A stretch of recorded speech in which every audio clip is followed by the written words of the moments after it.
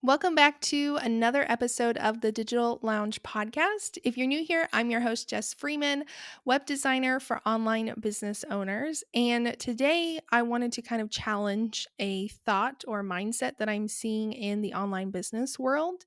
So let's dive in. So I've seen a lot of people who are like, "Oh, I don't want to get on TikTok.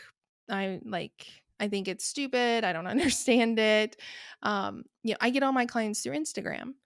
And this isn't specifically about TikTok because I also see this, with I love Instagram. I'm going to ignore Facebook or vice versa. I get all my clients through Facebook groups. So why should I be on Instagram? I get all my clients from Instagram and Facebook, so I don't need a website. Whatever it is, I've seen it from all types of platforms. It's not one specific thing. So I'm not specifically targeting TikTok or Instagram, but it comes down to this mindset of this is how I've always done it. This is what's always worked. And to a certain degree, of course, if it's not broke, don't fix it. Don't change it. I'm not saying get off of Instagram and go to TikTok or get off of Instagram and go all in on Facebook.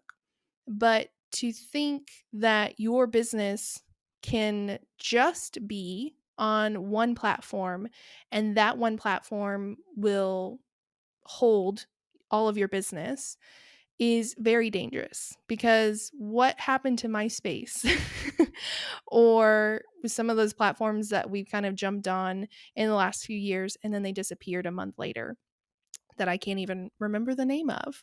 Remember when Anchor first came out and everyone was like, oh, this is so cool. I'm going to start a little like radio talk show, podcast, whatever.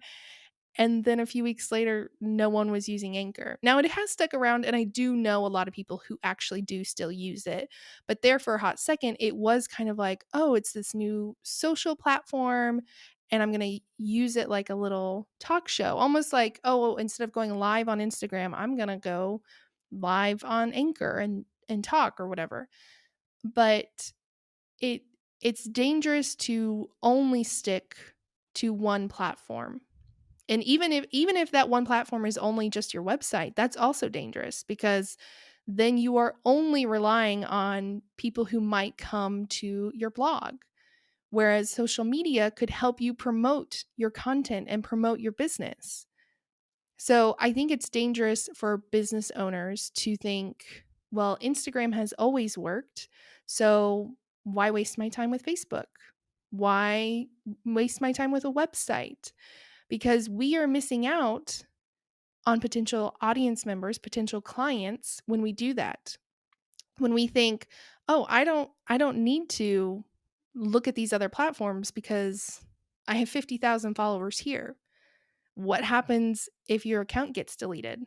What happens if your account gets hacked and everything, you know, is gone? Or what happens if Instagram becomes uncool, which I don't think will happen anytime soon, but what happens when that does happen? When Instagram is no longer the thing? So to completely ignore these other platforms, again, you're totally missing out on these other opportunities. And I see this all the time, especially with people who are inquiring about, you know, me building them a website because they're like, "Oh, I've really just been focusing on Instagram or Facebook or whatever it is, but I think it's finally time that I have a website." Well, yeah. um, of course. And yes, I'm a little bit biased because I'm a web designer, but because you own your website and you own your email list. So it's also dangerous to only rely on Instagram or Facebook, but you're missing out on these other opportunities. And I know there's a lot of talk from business coaches and marketing strategists about find where your clients are and go hang out there. And so you might be like, "Well, I did that and my audience is on Instagram." Great, but they might also be on Facebook. They might also be there. They may not have as huge of a presence there, but they might also still be there. Especially, I know this again, I'm not trying to pick on TikTok, but I am on TikTok. And I know a lot of people are like, well, how do people use that for business? I don't understand. Um, and I have seen so many dietitians on there using TikTok. I've seen product based business owners who have sold out their shop because of TikTok. Now, personally, have I gotten business from TikTok? No, not yet. So I can't give you a case study on it yet. But for people to say, oh, TikTok is just teenagers, and it's little kids and they're dancing. No, my TikTok has hardly any teenagers on it. My TikTok is the 30-year-old side of TikTok. There are so many adults on there. And no, not all of them are business owners, but there are some, and I do see them, I follow them, we interact with each other. So, again, I'm not trying to convince you to be on TikTok, but I think it's important that you think about, what if I try a new platform and see how it affects my business? And that's basically what I kind of tried to do this summer with TikTok. I said, okay, I'm going to really dedicate like 30 days to being consistent on TikTok and see if it does help my business. I will fully admit I did not stick to the 30 days, because in the middle of that is when the Black Lives Matter movement started to happen. And I just kind of hit a rut of creativity and wanted to kind of pause to listen and learn and all that kind of stuff. So I didn't follow through with my 30-day challenge. I may try again soon, but um, I think it's important that we at least try.